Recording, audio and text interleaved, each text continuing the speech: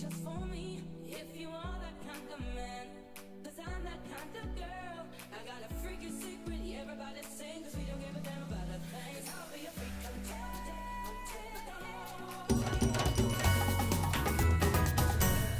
What just happened? Take my money. What just happened? Thanks, Deathhammer. Hey, Ride Pride. Y'all are crazy. Thanks, dude. Aw, cheers. Got my coconut cold brew.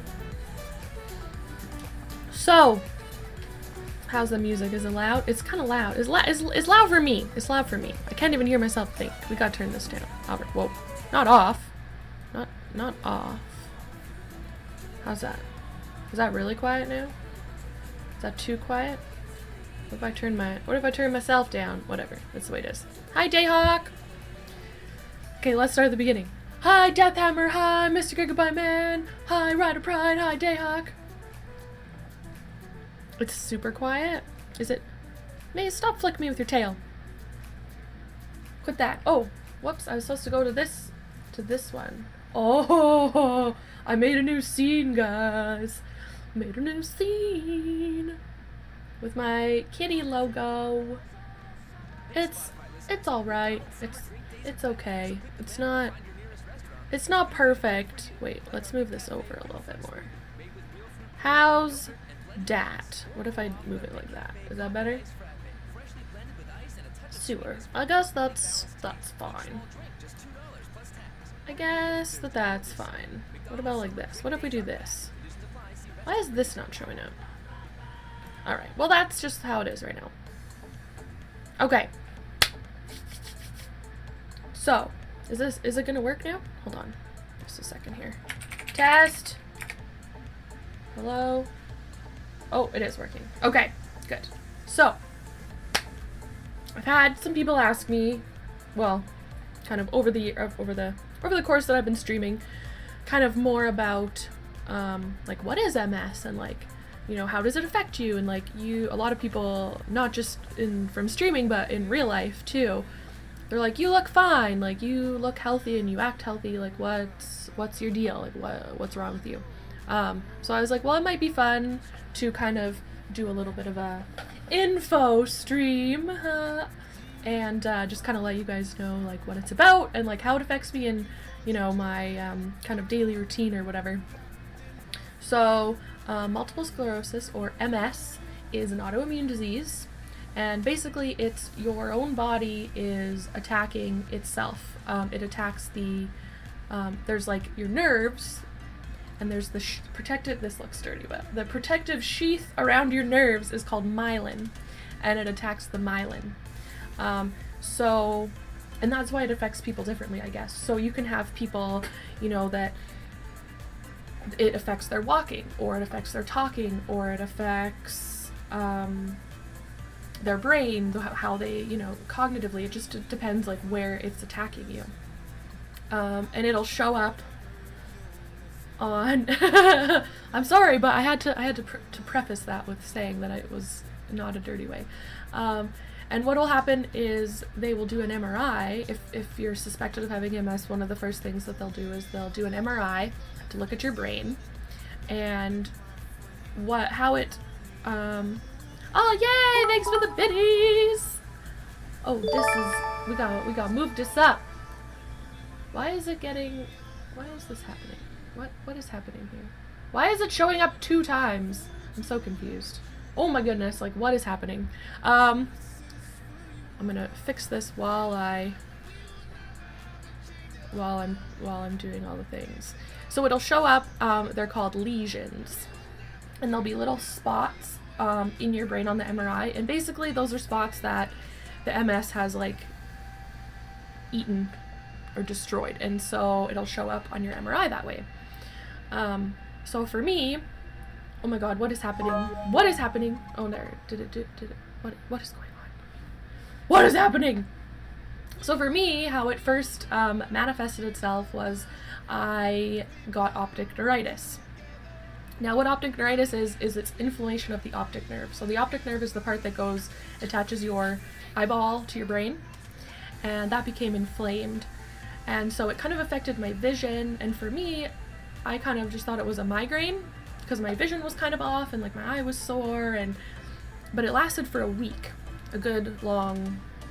Finally, after that week, I worked at an optometrist office and I was like, something's not right with my eye. And if I wouldn't have been working there, I would have probably never found out. So they did some tests on me. One of the tests is the field vision test, so where you put your face in this little machine and you click every time you see a squiggle. And so for me, what happened is I had little blind spots. And then they sent me to a specialist and he checked out my optic nerve and it definitely was inflamed. And so he said, okay, well, we're going to send you for an MRI because a lot of times optic neuritis is the first sign of MS. And as soon as he told me, I knew that that's what it was. I knew that that's what it was because I'd always been dealing with fatigue and I would be more sensitive to hot and cold and I just didn't feel like it was normal. And I'd went to my doctor previously and been like, something's not right with me, like something is up, this is not quite right. And so they did blood tests and no, everything came back fine. So it was kind of like, no, like you're fine. And I was like, no, like something's off. So finally when he was like, oh, like you may have MS, I was like, no, like I do. I was sure. So we did one MRI and then basically you have to wait like 6 months to a year. And if you don't have another attack and you have another MRI that shows progression or more lesions, then it's like, it's kind of solidified that's what's wrong with you. And I had both. So I had another attack of optic neuritis, and then my other MRI showed that I had more lesions in my brain. So I think I have about 30 total lesions. There's different types. There's like T1 lesions, T2 lesions, but I'm not going to get into that. Some are worse than others. But basically, yes. So I actually just saw the neurologist yesterday. And good news is from the last time I saw him last year to this time that I saw him, I have no new lesions. So that's very exciting. So the disease has not progressed.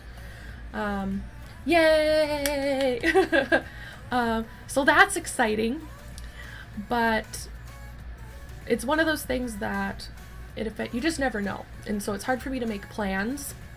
And people always think like, why can't you like make solid plans? But it's one of those things like I'm not sure how I'm gonna feel that day.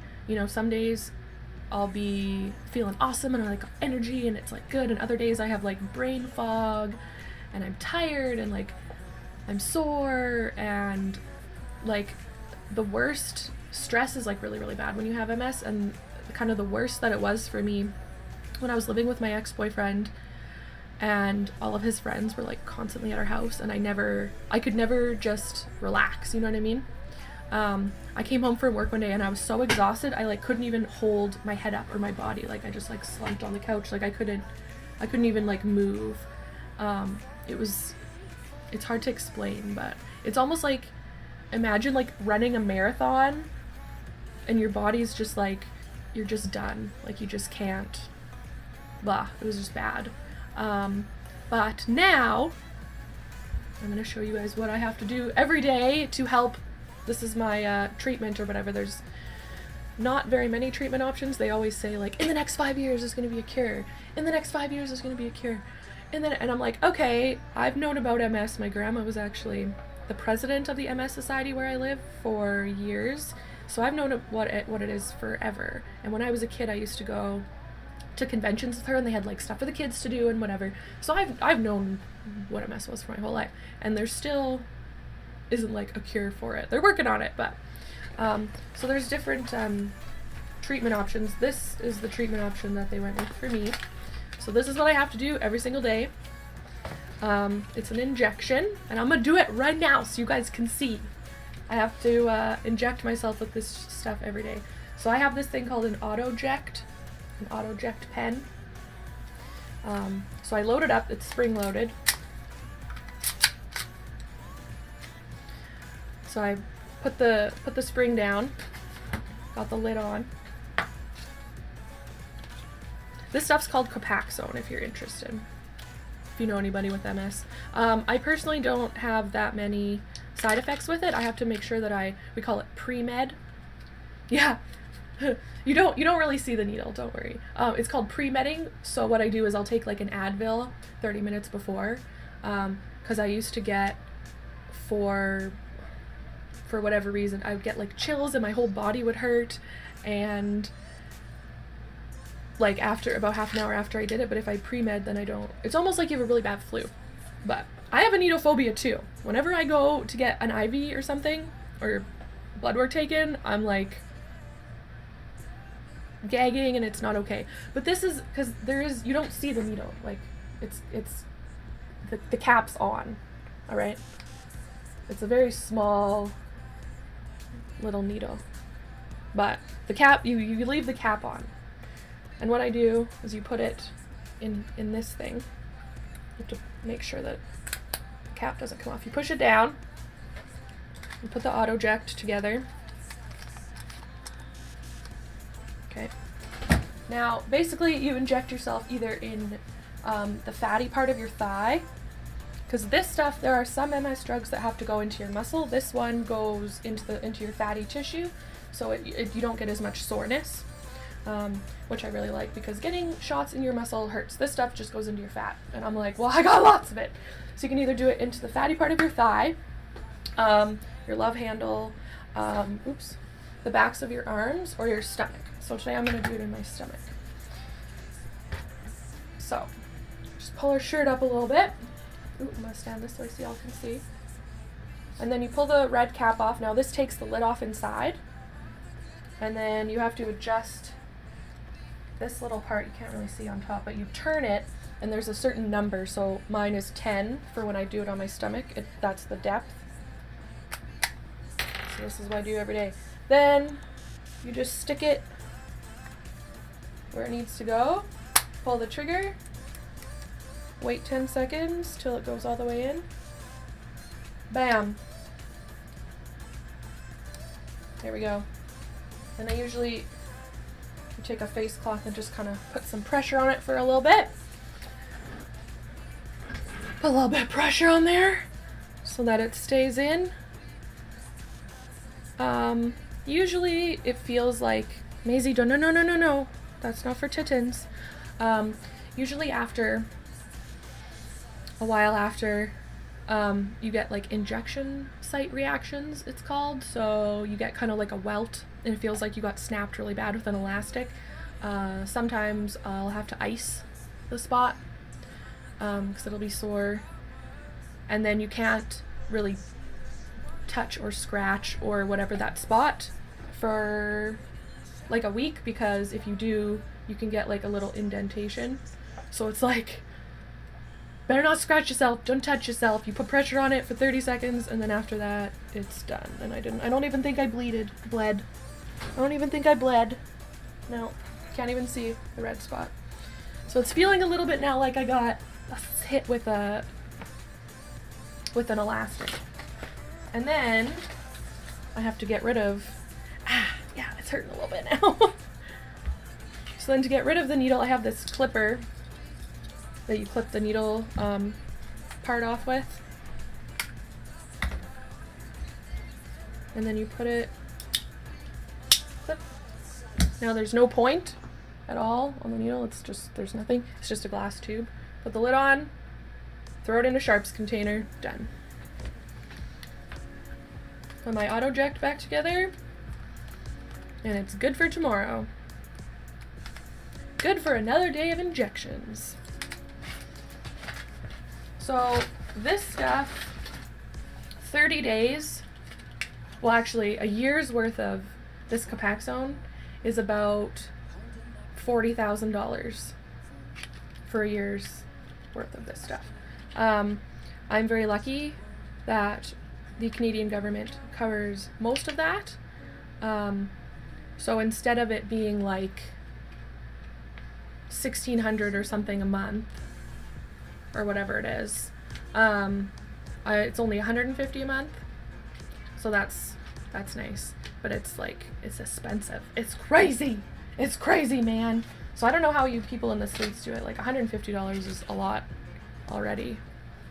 But yeah, if you guys have any questions, I mean, I'm always open to answering questions. It's MS is the or I guess where I live in Saskatchewan is the highest rate of MS in the world.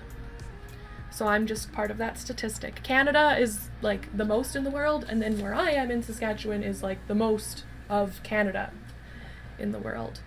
And so a lot of people, they're thinking that it's partially tied to vitamin D. So because the more south you get, or the closer to the equator, I guess, in the world you get, the less MS there is. So some people have no idea what it is, and it's difficult because it's one of those invisible diseases, right? Like, people look at me and they're like, you look fine, like you're clearly just being a baby, or like you just need to try, you're just lazy. And if I can help, Maisie, what are you doing? If I can help, educate people, because you never say that to a cancer patient, like, you're just lazy, like, if you just could just try more, but it's just one of those things. Hi, baby. So Maisie's my little therapy kitty. I love her. She helps me a lot if I'm having a bad day. Therapy kitties for show. What else can I tell you? Hey, play with that over there. So yeah, that's kind of it. I don't know. Very formative. I never had a chance. Oh yes. It sucks that you have it, but you're still awesome. Oh well, thanks, Rider Pride.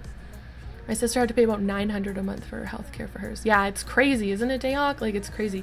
When I first was diagnosed and I went in with my parents, and they pretty much give me this book that was like this thick of like all the MS treatment options, and they're like, here you go, like take this home, look at it, and pick one. And I was like, you're asking me to pick my own treatment? I was like, I don't know, like, you're the doctor. But it was kind of like one of those, like, well, whatever, like, whatever you pick. So I went back and they had this, like, what each one was and how much they cost, and they all were like between 30 to 60,000 like a year. It's just insane. I started tearing up, and my parents are like, don't even worry about the money part of it, like, don't even think about that. They're like, don't even like look at that column. They're like, we're just gonna get what's the best for you. But I ended up getting special coverage through the government, so it's not quite as much. But and it's one of the, like, the earlier that you start treatment with MS, the better it is for the progression, right?